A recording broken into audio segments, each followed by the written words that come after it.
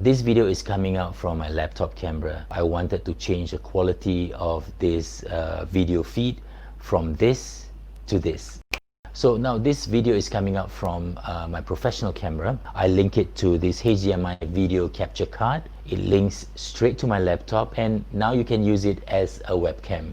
When you get this, it comes with a USB-C connector. All you need to do is plug this into your laptop, suitable for Mac and also Windows. Just link your HDMI wire from your camera into this. It's plug and play.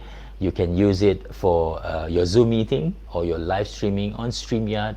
Right now I'm using StreamYard. Or you can use it for your gaming. It looks so much better. There is actually another option for this. It costs about $100+ in the market, but I brought this into kedaisujimi.com because it's under $15. You get better live streaming footage from your professional camera by using this HDMI video capture card. So go to kedaisujimi.com and get yours today.